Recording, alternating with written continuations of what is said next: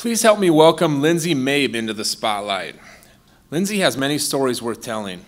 Scary, exhilarating, beautiful, comical, tragic, and all meaningful. She wouldn't have it any other way. She hopes you can all relate to the story shared tonight, and if you find yourself laughing or crying, remember, you're not the only one that's feeling that way. Lindsey's essay is titled, Writing in the Dark.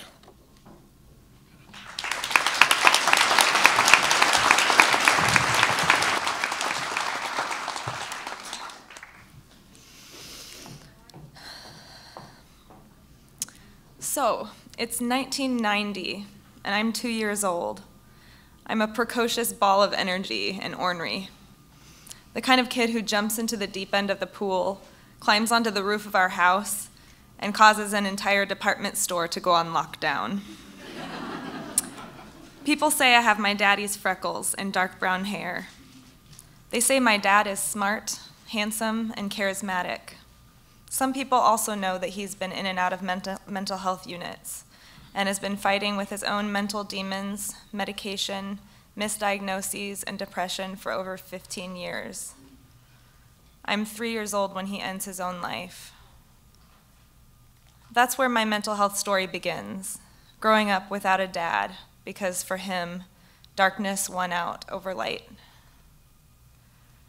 Jump ahead 5 years. I'm now a rambunctious first grader. When someone asks me what I want to be when I grow up, I answer a nun, or a robber, or a cab driver. I haven't made up my mind yet.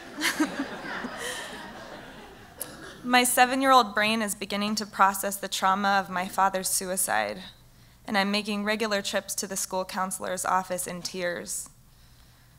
I'm grieving in first grade, fearful of losing another parent, and becoming aware that not all families go through this.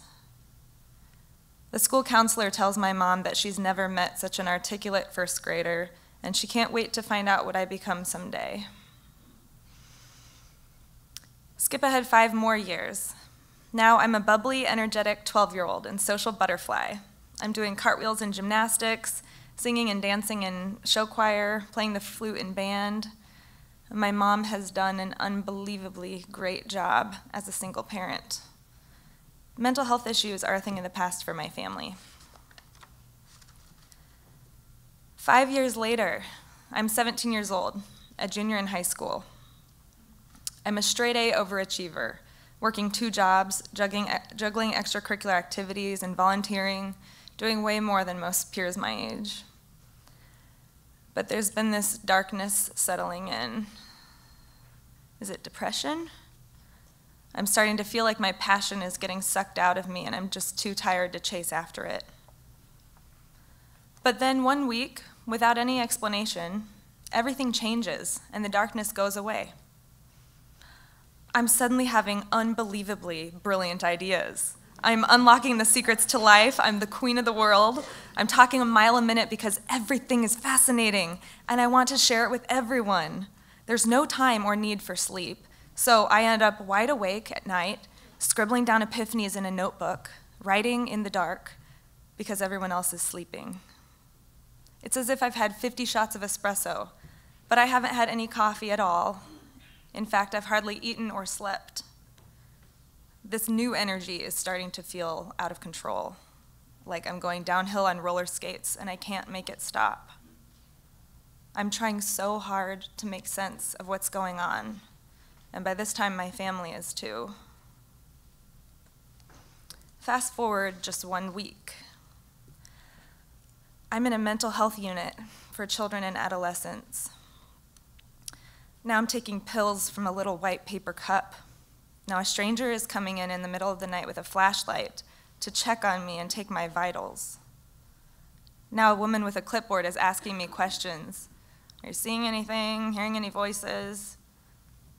I have no idea what she means. I can see you. I'm hearing, you're talking to me, right? Is that what you mean? Is it a trick question?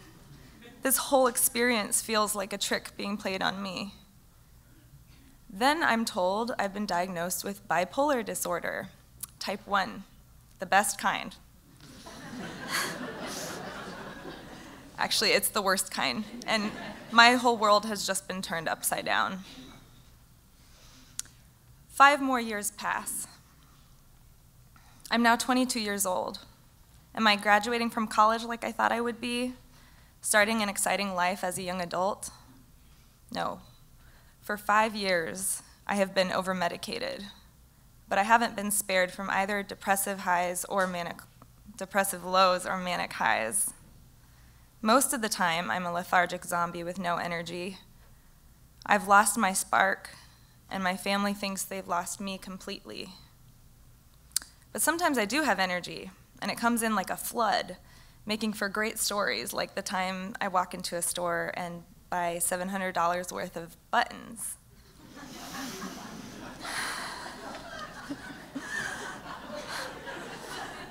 But for all the funny stories, there are unfortunate ones, like I've now had to drop out of college 3 times. I learned the term hypomania, which means I'm not quite manic enough for a hospital's definition, but manic enough to wreak a lot of havoc. I start learning the names of way more psychotropic medications than I want to know. Atypical antipsychotics, valproic acid, clonazepam, olanzapine, trazodone, and thorazine, which they used in the 50s as a horse tranquilizer. I've gained 60 pounds because of the medications that are supposed to be helping. My family is no longer thinking about what I will become. They're thinking and wondering what will become of me. 5 years later, I'm here tonight in this room talking about my story in public, and I get to say I have my spark back. My family feels it too.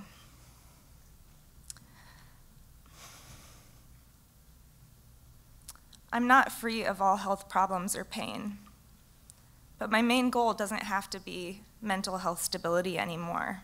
It's living the life that I want to live, and I am. And I can now be an advocate for other people on their mental health journeys. There's so much I could tell you about all that has happened in only 5 years to bring me to where I am now. But that's another story. What I've learned is more important, and I want to tell you about it tonight. And here's what I want to say. Have compassion. Be kind to each other. Don't make assumptions. No matter what someone is going through, they don't need judgment. What they do need, like all of us, is love and grace. That 2-year-old needed love. That 17-year-old definitely needed grace. And so did my dad. So what is stigma? It's not just using the word crazy to describe someone we don't understand. Stigma is placing a mark of disgrace on a human being. It's the opposite of love and grace. It's something I've felt within myself. Unsure if I should ever share my story with the world. Definitely not on a stage. But here we are. We're pushing past that fear right now. I know that stigma exists, but we have more power than stigma. Power to embrace and love each other, even if it's difficult sometimes. To show each other our compassion, curiosity, and courage, especially when it's uncomfortable. Let us encourage one another and make sure that we are not letting stigma win out over bravery. And remember that mental health is a spectrum encompassing every single one of us. So none of us is alone. This isn't just my story, it's the story of all of us. And the story is not over yet.